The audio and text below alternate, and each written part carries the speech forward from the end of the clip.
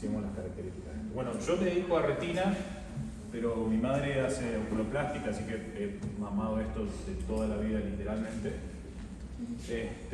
No me gusta, pero es algo que está bueno saberlo. La clase la hizo un colega del Hospital Santa Lucía y generosamente me la ha legado. Entonces vamos con esto. Una biopsia es un procedimiento quirúrgico cuyo objetivo es la obtención de un tejido vivo, que debe ser idealmente una función representativa de toda la lesión.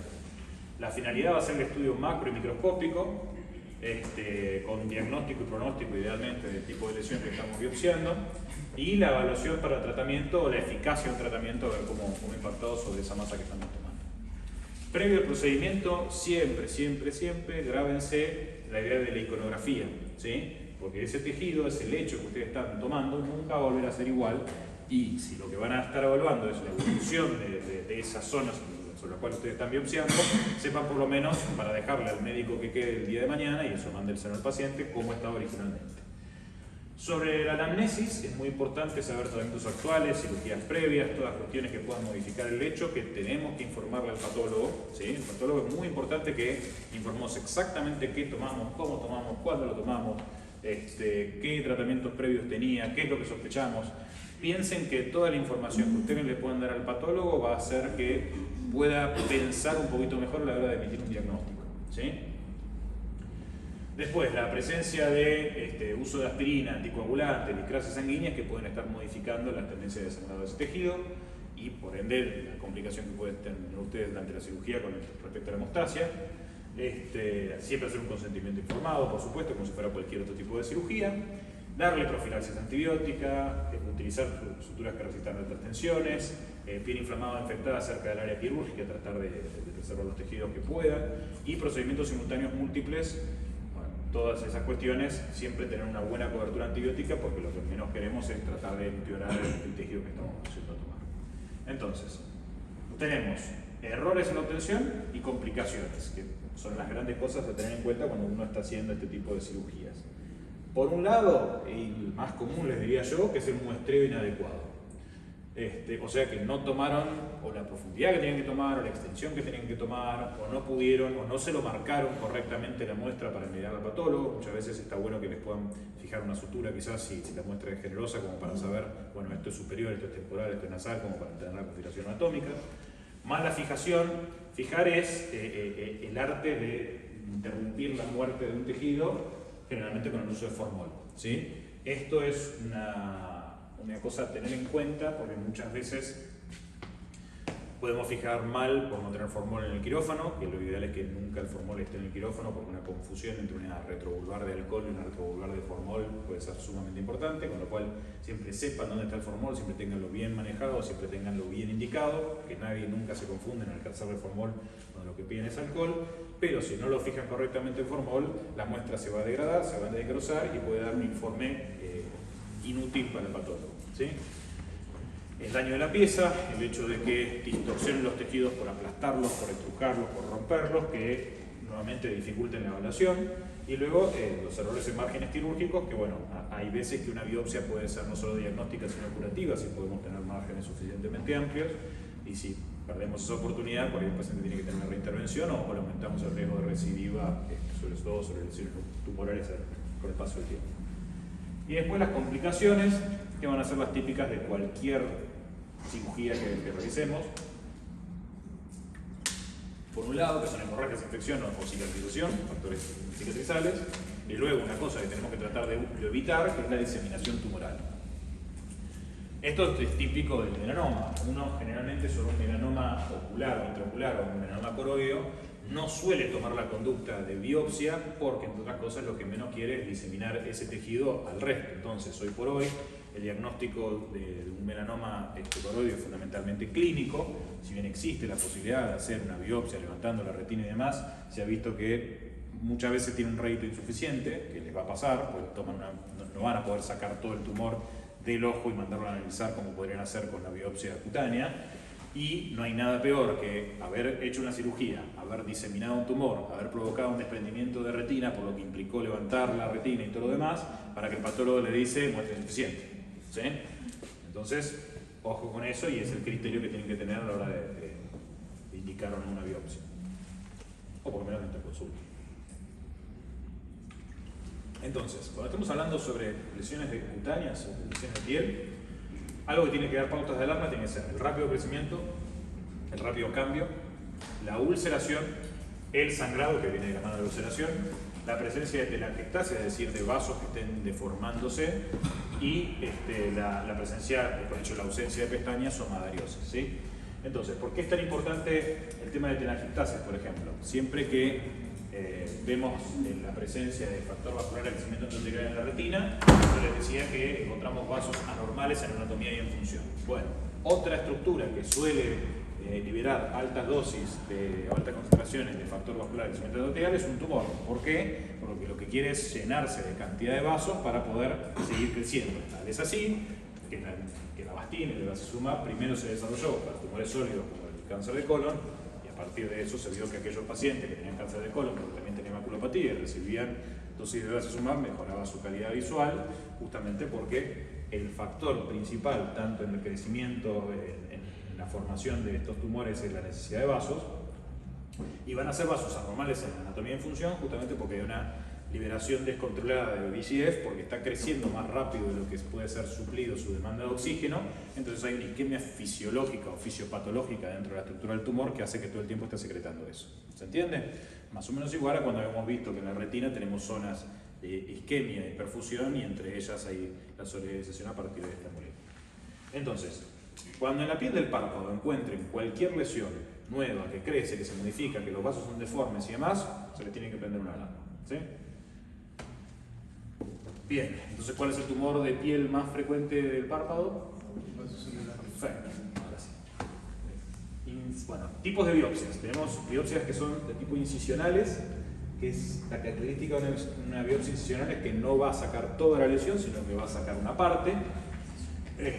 Cuando las dimensiones de la lesión primaria o su localización dificultan la lesión completa. Entonces, ¿qué le está sugiriendo esto? Que siempre que puedan hacer una biopsia donde saquen toda la lesión, va a ser preferible sacar una parte. Pero, si por algún motivo no pueden sacar toda la lesión, ya sea porque dejan un buraco enorme y no lo pueden resolver, o se les complica llegar a tomar esa muestra, como por ejemplo aquella necesidad antigua de tomar una biopsia de un melanoma cororio, implicaba sacar lo que pueda sacar el vitrecto, pero mucho más, van a hacer una biopsia de tipo incisional. ¿Qué es lo que debe sí o sí incluir una biopsia incisional? Y que por lo menos algo de la lesión le mandes, no mandes un tejido que está al lado, sino el que sea incisional. Tiene que tratar de tomar borde y piel sana, como para que pueda diferenciar la estructura, ¿sí? Y debe tratar de abarcar todo el espesor tumoral. No sirve si están tomando tejido necrótico. Entonces, por ejemplo, acá, fíjense la diferencia. Por ahí remite mayor cantidad de masa de tejido, pero no sirve porque no llega a abarcar todo el espesor de la lesión. ¿Entiende? Y fíjense cómo no solamente abarca toda la lesión, sino que llega a tomar borde con tejido sano. ¿Sí?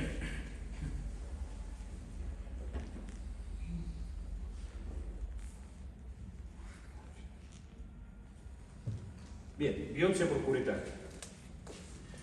Curetaje se va a usar sobre todo con lesiones más bien superficiales y es básicamente el raspado con una cureta, que es una especie de cuchara de helado adaptada para el ojo, ¿sí? Para el ojo, no para la piel. Entonces se va a utilizar más que nada para compromiso de dermis y epidermis, y las características de la cureta es que nos va a permitir tomar toda una lonja de tejido que va comprimiéndose a medida que se va cortando y nos permite hacer una remisión bastante útil para el análisis del patólogo. Hay distintos tipos de cureta, tenemos la cureta de Fox, la cureta de Hebra y la cureta de Brock, que son estas que están acá. Luego tenemos biopsias por shaving, por afeitado, que se van a utilizar más que nada para lesiones planas o pediculares, más bien superficiales, que con un bisturí no hacemos otra cosa que tratar de tomar la lesión, y en este caso podemos hasta tomar una biopsia excisional si tomamos todo el espesor de la lesión, por ejemplo con la lesión pediculada, que nos permite tomar el pedículo y ya curar y remover y analizar. Y bueno, una sección con tijera en el caso sobre todo de lesiones pediculares, que sea fácil abarcar toda la lesión con el filo de la tijera. Como ven acá. Fíjense que aunque sea pedicular, van a tratar de tomar siempre piel sana también, ¿sí? Luego tenemos otra herramienta que es el punch. El punch viene a ser un cilindro con filo que nos permite, con un diámetro de 3 a 8 milímetros, con una profundidad de 2 a 5, que nos va a dar una muestra de espesor total de forma circular y que se utiliza para lesiones sospechosas de enfermedades inflamatorias infiltrativas para tener toda la columna de tejido y ver cómo se comporta, ¿sí? La hoja circular que se rota hacia el tejido celular subcutáneo, dejando una muestra cilíndrica, se mete y se rota para sacar el bocado y generalmente nos permite hacer un cierre con punto simple porque va a tener un diámetro pequeño, ¿sí? Si se usa algo de 3 milímetros o menos, generalmente no es necesario suturar. Y aquí vemos cómo se hace tenemos una lesión, se toma la muestra y cerrado con punto simple que queda desarrollado. Bien. Cuando hablamos de lesiones excisionales, el objetivo va a ser no solamente diagnóstico, sino terapéutico, porque tenemos que tratar de sacar toda la lesión y si nos encontramos con que, por ejemplo, estamos hablando de una lesión tumoral, donde el patólogo nos informa que la lesión no atraviesa la membrana basal, curamos un cáncer, ¿sí? Acuérdense siempre eso, que la diferencia entre que una lesión tumoral sea limitada o no limitada es el hecho de que haya atravesado la membrana basal, porque si atraviesa la membrana basal tiene acceso a ¿qué? Exactamente. Si tiene acceso a los vasos sanguíneos, tiene acceso a metastatizar lo que sea. Entonces, una biopsia excisional va a tomar toda la lesión, más márgenes de tejido sano, más frecuente va a ser el tipo fusiforme o elíptica, la conformación de la lesión. Vamos a tratar siempre de marcar la línea de tensión, se va a dibujar el elipse, se va a incluir los márgenes laterales, 30 grados de ángulo en cada extremo de esa elipse y el largo 3 o 4 veces del ancho, ¿sí? O sea, nosotros identificamos, por ejemplo, a ver, si ustedes se miran la piel, porque tenemos pelos en la piel va a ser un poco más fácil, van a ver que la disposición de los pelos va siguiendo ciertas líneas de tensión de la piel, ¿sí? Entonces, lo que vamos a tratar de hacer cuando marcamos una biopsia excisional en piel va a ser identificar cuáles son esas líneas de tensión y alinear ese elipse con las líneas de tensión. Entonces, en este caso, por ejemplo, las líneas de tensión estarían disponiéndose en este plano, ¿sí? Porque si ponen en este plano y yo el elipse lo hago así, va a cicatrizar la piel muy mal. Entonces tratamos de hacer eso como para limitar el trauma y facilitar la cicatrización posible. ¿Qué es lo que vamos a tratar de hacer? El largo del elipse va a tender a ser entre 3 y 4 veces la distancia del ancho que tengamos que tomar. ¿Y qué es lo que va a determinar la distancia del ancho que tenemos que tomar? ¿Qué tipo de márgenes tenemos que tomar para esa lesión? Entonces, si nosotros sabemos qué lesión sospechamos, sabemos los márgenes que tenemos, vamos a ver la altura del elipse. Una vez que sabemos la altura del elipse, vamos a tener que multiplicar por 3 o 4 y extender y hacer los 30 grados de apertura con respecto a eso. ¿Se entendió? Entonces, fíjense ahí, para un diámetro, una altura de 1 centímetro, entre 3 y 4 centímetros, con ángulos de 30 grados, les va a permitir hacer una biopsia excisional con márgenes sanos y relativamente fácil de cerrar y cicatrizar, ¿sí? Que de hecho, si lo ven después, queda mucho mejor eso que cómo cierro en un punch, como se ve acá que queda todo bostezado. Entonces, cuando sea, digamos, limitado en la piel, eso sería su... No sabes si está limitado en términos hasta que no te diga el patólogo. Entonces, pero para eso tenemos un previo imagen. ¿Qué puede ser una ecografía? En una ecografía no te va a dar una idea de la penetración total que tenga, o sea, no le vas a hacer una VM a un tumor del párpado, por ejemplo. Entonces, ¿cómo sabes si sacas el margen con tejidos? Te lo dice el patólogo. Finalmente te lo dice el patólogo. Que de hecho es una de las fallas de las más frecuentes que te suele pasar. O sea, me pregunta, ¿tenés que hacer biopsia por congelación para que en un momento te digan? Ahora vamos a llegar a lo que es biopsia por congelación y técnica de Mohs y todo lo demás cuando vas viendo en vivo con el patólogo al lado ahí si llegaste a lo suficiente o no. Pero en este caso, el tipo de sospecha que tenés sobre lesión tumoral te va a decir, el libro te va a decir, mira, para esto conviene márgenes de 2 o 3 milímetros, para esto conviene márgenes de 5 centímetros. Poner. Entonces, en función de lo que vos sospechás tumoralmente, vas a construir este diámetro principal. Habiendo construido eso, vas a tener que extender en 3,5 a 4. Y a partir de eso vas a construir la lesión con 30 grados de apertura. ¿Se entendió? Bien. Márgenes. Acá tenés. Mirá. De acuerdo a lo que sospeches... ¿Cómo? De acuerdo a lo que sospeches, va a ser más grande los márgenes o más chicos. ¿Se entiende? Bien. Muchas veces te va a pasar que pensabas que era un escamoso o un vaso celular, por ejemplo, que vas a ser bastante más conservador y no vas a tratar de hacerle tanto daño, y de golpe el patólogo te informa que no, ese vaso celular, dentro del vaso celular ya había un melanoma. Entonces, ¿qué tenés que hacer? Ir a ampliar los márgenes. ¿Sí? Y ahí sí que te informan que hay márgenes libres y todo lo demás. Bien, ahora sí, vamos con MOS. La técnica de MOS nos va a asegurar un tejido suficiente, nos va a asegurar que los bordes estén libres, nos va a permitir una resección en capas, nos va a permitir la mínima resección necesaria para la solución de esta cuestión, salvando la mayor cantidad de tejido sano, justamente porque se hace con el patólogo en el momento, al lado o en la inmediatez del quirófano, para que pueda ir analizando cada capita que nosotros le vamos mandando. El tipo la fija, la mira y te dice si se ven márgenes libres, no se ven márgenes libres, porque hay que seguir avanzando hasta hacer el cráter topográfico, como si fuera una cantera del tejido que estás sacando, hasta que te dice no, ya estás. ¿Sí? En eso consiste la técnica de MOS. ¿Alguien alguna duda con respecto a eso? Bueno. Entonces, ¿para cuándo se indica? Principales indicaciones para vaso celular, para cefagistoide, para queratocantoma o tumor de Merkel. Son todas lesiones que son feas, y sobre las cuales se pueden asociar otros tipos de lesiones que no son solamente feas, sino que son sumamente malignas, como ser un melanoma. Para los posoperatorios de biopsia, las heridas se curan más rápido si están húmedas, así que consideren aplicar vaselinas o ungüentos generales, como un ungüento con antibiótico de eritromicina, se nos muy bien. La remoción de la curación a las 12 o 24 horas, o sea, al día siguiente ya tienen que remover para que se agregue, se oxigene y puedan higienizarlo. El lavado de herida tiene que ser con agua y jabón neutro. Hay que tratar de evitar esfuerzos sobre las suturas que puedan hacer que se abran. Y la remoción de las suturas, generalmente en 1 o 2 semanas ya tienen que estar removidas. Conjuntivo. Bien. ¿Le puedo hacer una pregunta? ¿Sí? Los pacientes que se les hace el injerto. ¿Colgajos? Claro, sí. Colgajos. Que después se empieza a poner como todo negro el injerto. O sea, como que se empieza a ingresar, ¿eso es normal? O sea, a ver, no es normal que se te necrose un injerto. O sea, si se te necrosa un injerto es porque el pediculado no fue bueno, por ahí no elegiste bien cómo tomar ese pedículo. Estás hablando de injerto autólogo de tipo colgajo, por ejemplo. Sí, de colgajo, por ejemplo, un carcinoma vasocelular, sí. Se pone, o sea, más o menos de este tamaño que se te pone. Si se te cae el injerto y se te necrosó, claramente no estabas tomando bien el pedículo. O sea, si se pone, si se empieza como a necrosar, se empieza a poner negro o tipo, como que parece necrosado. Que se vea feo no necesariamente quiere decir que está necrosado. Va a tener una parte fea antes de estar mejor. Sí.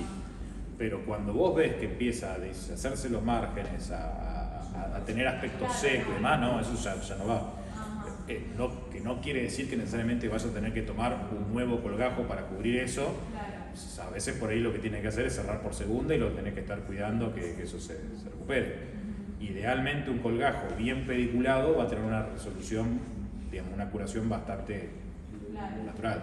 Pero vos pensás que cuando vos estás haciendo un colgajo, todo ese tejido sí o sí le estás quitando un montón de pedículos que van a hacer que el tejido no se comporte normal. ¿Tiene que tener algún grosor en especial como para que uno diga que va a tener vasos? Depende qué es lo que estás colgajando y hacia dónde. Eso ya es un poco más de oculoplástica y lo vas a ver en cada una de las regiones.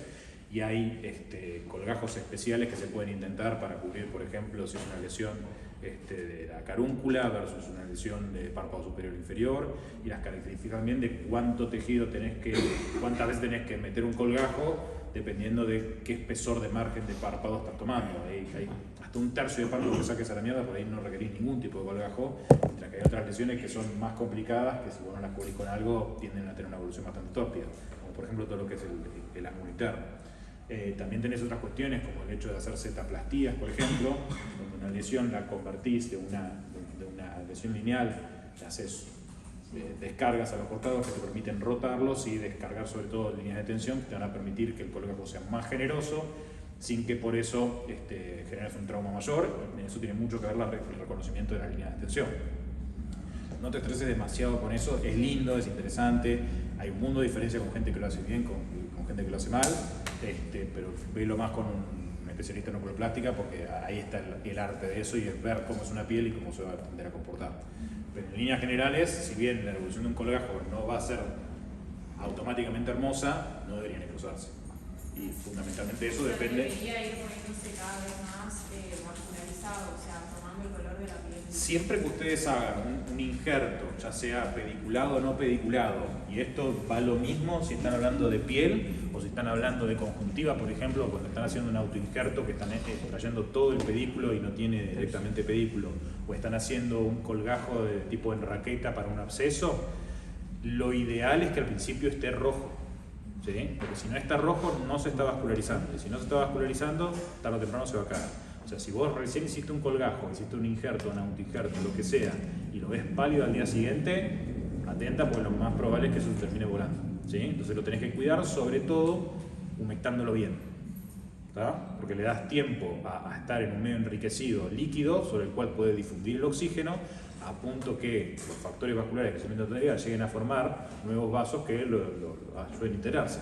Yo, por ejemplo, cuando hago una cirugía de Kenyon de colocación de autoinjerto, trato de no cauterizar el lecho sobre el cual voy a poner el autoinjerto para facilitar la integración. Eso hace que muchas veces tenga que trabajar sobre ciertos tejidos más hemorrágicos, que es un poco más incómodo, pero te acostumbras y generalmente pegan mucho mejor. Y también te hace la necesidad de poner menos puntos, ¿sí?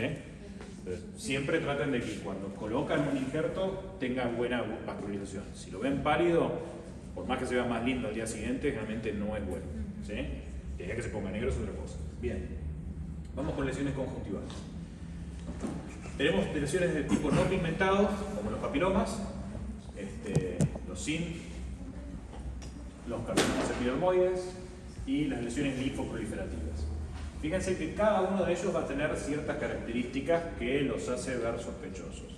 Para mí, dentro de todo esto, lo más importante para el oftalmólogo general es recordar esto, ¿sí? Cuando ustedes ven una lesión que no les gusta demasiado y esa lesión tiene un vaso grande, piensen que es algo de origen tumoral, ¿sí? Porque por algo este vaso tuvo tanto VEGF como para que lo recomienda el crecimiento. A ver, esto estamos hablando de oculoplástica y tumores desde el punto de vista de un retinólogo. Para mí todo pasa por el factor vascular y crecimiento arterial porque esa es mi óptica y esa es mi terapéutica. Pero eso no quiere decir que a ustedes no se les tenga que prender la alarma cada vez que vean una lesión medio rara, vayan a buscar a ver si hay algún vaso que sustente la hipótesis de que eso está creciendo a partir de una serie de clones que originalmente tienen un vasito chiquitito y que ese vasito fue creciendo a la par que fue creciendo el tumor, ¿sí? El resto, los papilomas tienen las características de las papilas, de las verrugas que van a ver en todos lados, y las lesiones linfoproliferativas tienden a tener esta coloración asalmonada, ¿sí? Con un aspecto más bien lindo, te diría, a diferencia de los papilomas que son más bien espantosos, pero ¿qué más les puedo decir? Esto tiene una tendencia a sangrar muy grande y a desplazar los tejidos, ¿sí? Es como que los papilomas tienden a crecer hacia afuera espantosamente, mientras que los linfoproliferativos tienden más a, dentro del lugar donde se encuentran, a tratar de desplazar el resto de los tejidos. Por eso que se asocian tanto a displapias, a compromiso de los musculares en las órbitas y demás. ¿Hace adherencia? Mira, yo no soy especialista en órbita. Es raro de los linfomas que yo he visto que te hagan una adherencia en planos que lo tengas que resolver en una cirugía. Generalmente porque no tienden más a crecer que infiltrar tejidos. O sea, para vos tener una adherencia, generalmente son los más infiltrativos los que te tienen a formar. Pero ocupan tanto espacio que tienden a hacerte, por ejemplo, un exotalmo, ¿sí? Y estos son los tipos de tumores que dentro de órbita tienden a requerir biopsias incisionales, por ejemplo, ¿sí? Y bueno, los carcinomas epidermoides que van a tener más características a ulceramiento. Bien, lesiones melanocíticas. Para las lesiones melanocíticas, idealmente lo que uno va a tender a buscar es una cirugía excisional con márgenes más crioterapia de los bordes. Alerta cuando hay compromiso de fornix o de conjuntiva tarsal. ¿Por qué? Porque las lesiones melanocíticas van a tener una tendencia muy grande a convertirse en melanomas si es que no lo son ya, y entonces vamos a tratar de que vamos a ser cruentos con la lesión porque tenemos chance de curarlo cuando todavía es bastante pequeño. Piensen que la alternativa a no lograr con una biopsia excisional con márgenes amplios y la crioterapia de los bordes, para que aunque hicimos márgenes amplios, hayamos quemado toda la célula que puede haber quedado alrededor, muchas veces termina siendo una exenteración, ni siquiera una enucleación, ¿sí? Hay que directamente vaciar toda la órbita y dejarle una máscara, así es que se puede. Bien, y luego tenemos biopsias excisionales no touch o biopsia de tipo de mapeo, donde por ejemplo en carcinomas sebaceos y demás uno tiende a hacer un muestreo de distintas zonas para darnos una idea generalizada y aumentar nuestras chances de, si bien no podemos hacer una escisión completa, una lesión amplia, podemos tener una orientación con el patólogo de decir, che, mira, en esta zona tenías un melanoma, por ejemplo, y tratar de abarcar más, identificar esos márgenes libres en esa región. Lógicamente, cuando están haciendo este tipo de mapeos, es fundamental que ustedes identifiquen la muestra, identifiquen anatómicamente dónde correspondía, porque si no, de nada les va a servir que les digan la muestra 4 había melanoma. La muestra 4, ¿sí? Pero es fundamental cuando ustedes remiten la muestra que esté bien identificada. Bien, si hay compromiso corneal, conviene hacer una queratectomía con alcohol, o sea, topicar con alcohol el lecho donde han hecho la biopsia, y hacer quimioterapia local solo o como adyuvante. Adyuvante va a ser todo aquello que ayude a eliminar parte del tejido independientemente del proceso quirúrgico. No raspaje porque puede alterar la capa de Bowman, aumentando el riesgo de diseminación intracorneal, y si compromete la esclera, la resección fina de una lamela de 2 milímetros del tumor y conjuntiva con un margen de 3 a 5.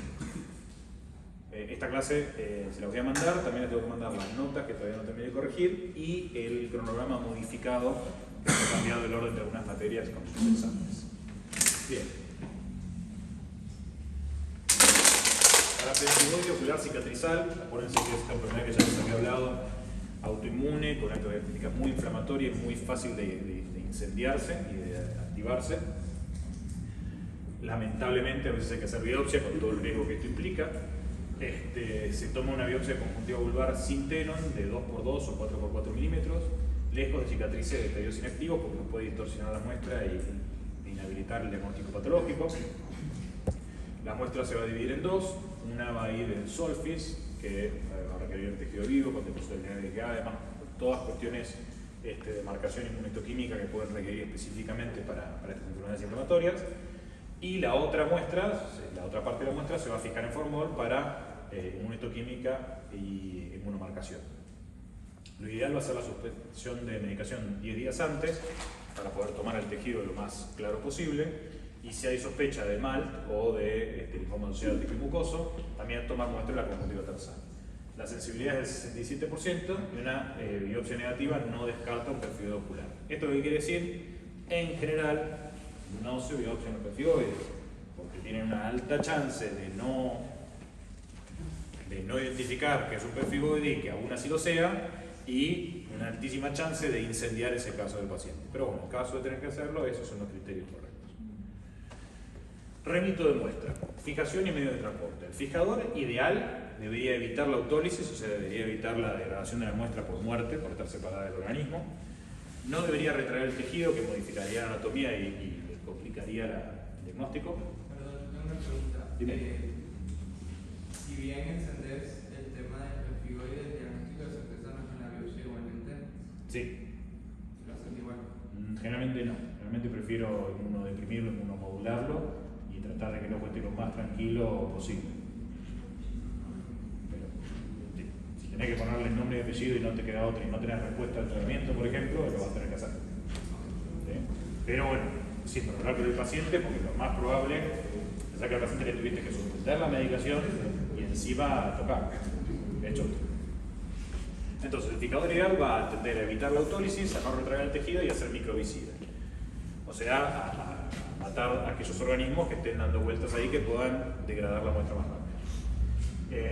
En menos de 30 minutos, para biopsias en fresco, sin fijador, utilizas una gasa humedecida en suero salino fisiológico. Entonces, por ejemplo, si ustedes van a hacer una técnica de MOS, no van a fijarlo con formol y tenerlo para mucho tiempo después, porque directamente el patólogo lo va a ver en el momento.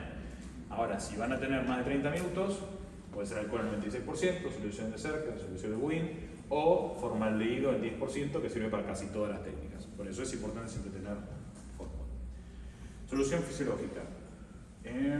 Se usa para inmunofluorescencia directa, sospecha de patologías autoinmunes, porque si no puede distorsionar el resto de las moléculas y que eso impida la fijación de los anticuerpos, aquello que estamos queriendo buscar. Y citometría de flujo, tumores linfoproliferativos, evalúa si los linfocitos son policlonales, inmunológicos o monoclonales de tipo linfomatoso. Siempre rotular, siempre utilizar frascos transparentes de boca ancha, o sea, por ejemplo, los frascos de orina son ideales para esto.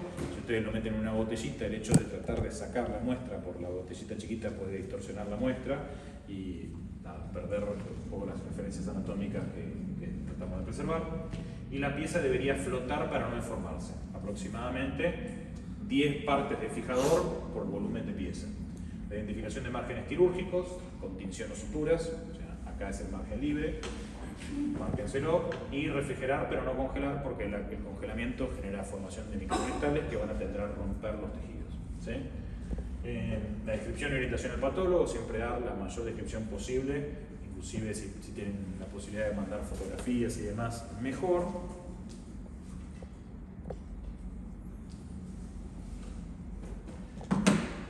Y los globos oculares deben repetirse completos, o sea, nunca se manda un pedazo de globo, sacaron todo el globo, manden todo el globo, que el patólogo lo procese si es necesario.